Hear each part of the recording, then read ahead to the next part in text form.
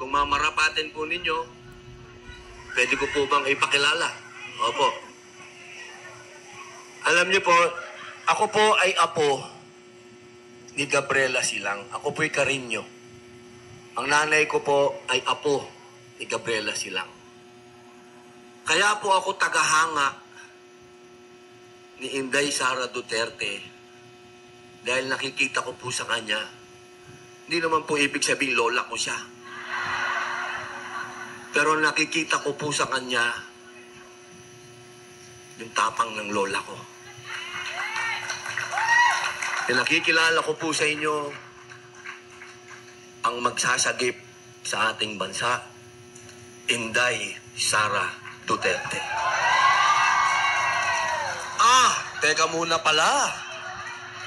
Umaangal yung pangalawang Pangulo. Ito po, hindi ko pwedeng sabihin lola ko rin to. Baka sampalin ako nito mag-asawang sampal, hindi naman kami mag-girlfriend.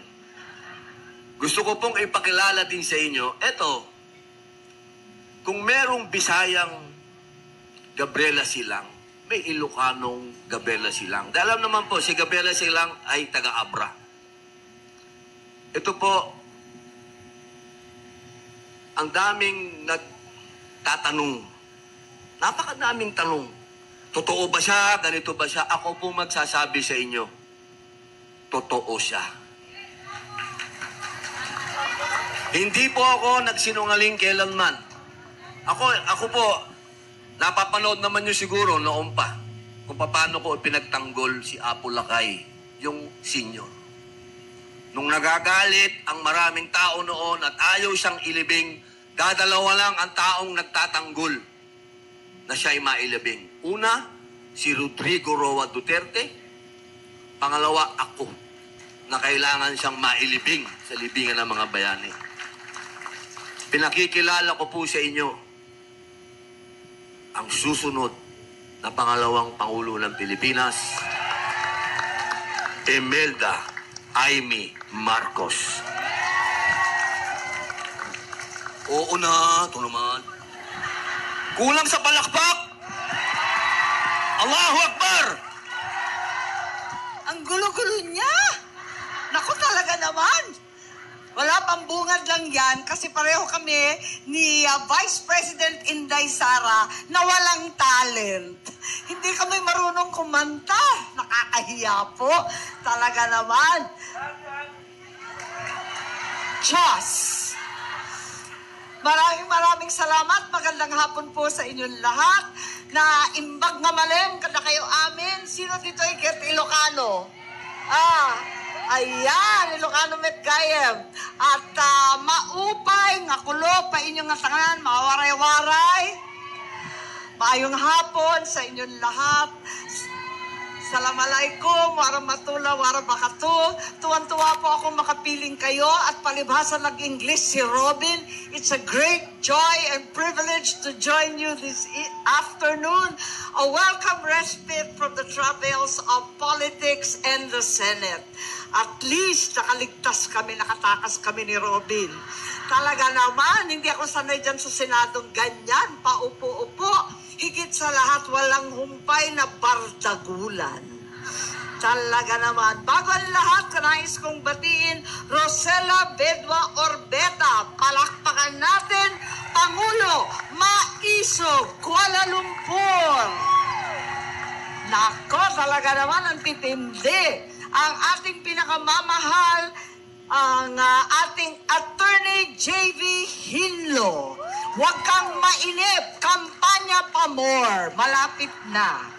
Dr. Richard Mata, huwag mo akong salbugan, ako ang Marites ng Senado ngayon.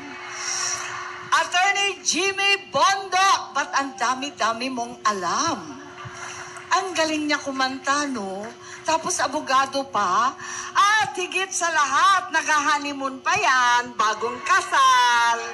Ang Attorney Isabel, alam naman ninyo, baka umalis dito buntis na. Ayan, success. Ay, totoo? Totoo pala. Ayan, bagong Marites, pakikalat.